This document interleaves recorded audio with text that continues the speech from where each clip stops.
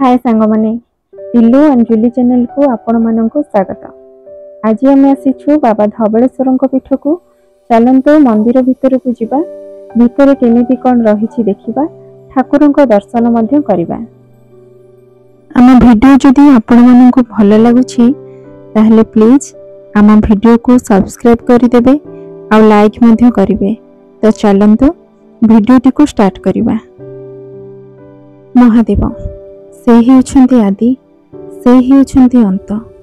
बाबांकर विभिन्न स्थान में विभिन्न शैवपीठ रही, किंतु बाबा धवलेश्वर शैवपीठ ता मध्यरु अन्यतम।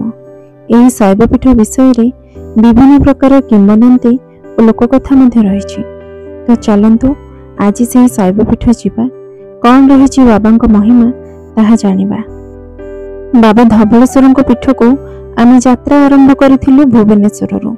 भुवनेश्वर दूरता 28 किलोमीटर हेबो।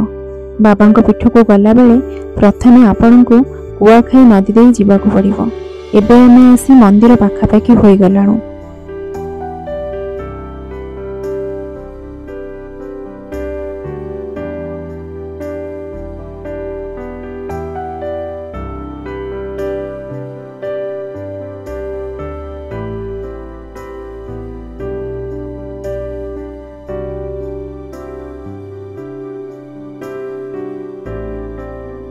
एठारे गाड़ी पार्किंग पाई मध्ये टिकेट होउछि, जहार दाम थिला 20 टंका।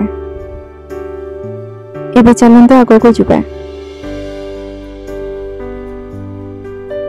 मंदिर बाहरर दृश्य सब देखि नियंतु।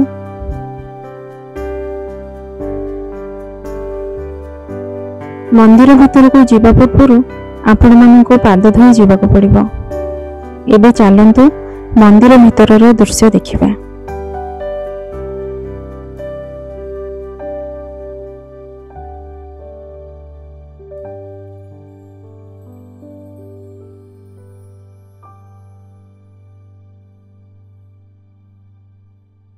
तो सांगने जदि आपण मैंने भोग नहीं नहांती ताले एई दुकान रो भोग फूल सब किनि परिबे।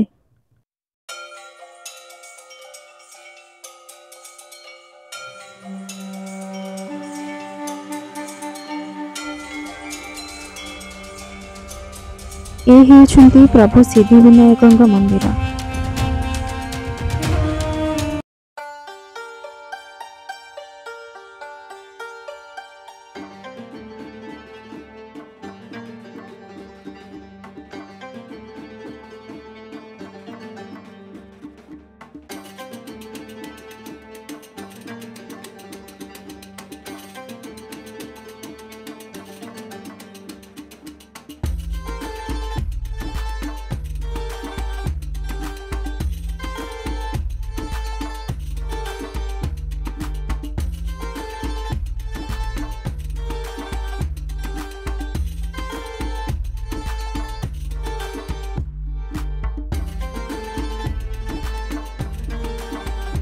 एंट्री पॉइंट रे जे ब्राह्मण माने रहिछंती सेमाने केउठु आसीछंती पचारिबे, काहेकि ना सेही अनुसार सेमाने पूजा करिवे।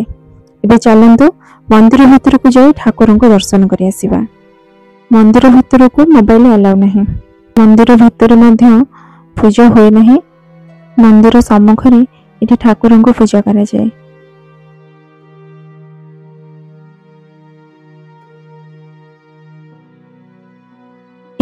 ठाकुर रोष घर, जो मैंने मानसिक करिथांती भोग बसैबा पई एठारे भोग प्रस्तुत करा जाए। तो सांग माने देखि पारुथिबे जेमिति लागुछि स्वयं नंदी विराजमान करिछंती। देखिबाकू केते सुंदर लागुछि। कला अंडीरा बाछुरीरू धला होइथिबारु तांको नाम धवलेश्वर। प्राचीन काल रे ए मंदिर धवलेश्वर मंदिर नथिला। प्रथमे थिला बाबा बुढ़ालिंग विजेश्वर महादेव। से पश्चिम कोण विराजमान करिछंती नदी कूल। दिने चाषीटीए से कला अंडीरा बाछुरीटी को देखि लोभाकृत होई मन मन भाविछि जे मो घर को नेले घरे रखिले घरर भरण पोषण करिबो। ए होछि भक्त भगवानकर खेल। काहेकि ना चाषीटी से बाछुरीटी को तार गामछारे बांधि देछि। मंदिर सम्मुखरे जो घंटी अच्छी से घंटी गोटे खुंब थिला से खुंबर बांधि देछि। समय क्रमे संध्या होइछि, संध्या परे राति होइछि, राति परे पहांदा। पहांदा समय से प्रभु को डाकिछि, मते जगुआल जदि देखिदेबे निश्चित दंड देबे, तेणु प्रभु मते रक्षा कर। कला अंडुरा बाछुरीटे सकाळ पाहिबा मात्रे आपे आपे धड़ा होइगला। भूगर्भरे पाताल फेटी विराजमान कले बाबा धवळेश्वर। सेही दिन ठारू तांकर नाम हेउछि बाबा धवळेश्वर। तो सांग माने सुनिले तो बाबा धवळेश्वर महिमा किपरि। आपण माने मध्य आसंतु, बाबा धवळेश्वर को दर्शन करि जांतु।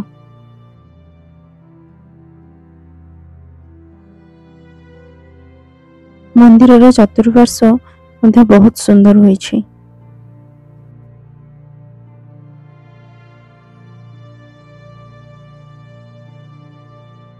झुलापोल जीवाई जेहेतु वर्तमान आलाउ ना, अल्प किछि बाट जाए आम कि फोटो उठे सेठू फेरी आसीलु। देखंतु केते सुंदर देखा जाउछि नदीर दृश्य।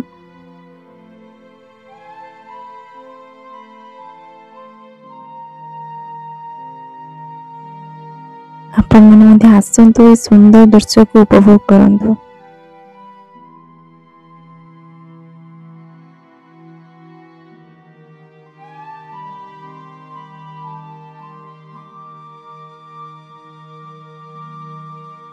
इठारे ठाकुर को मानसिक करी सूत बंधा जाए।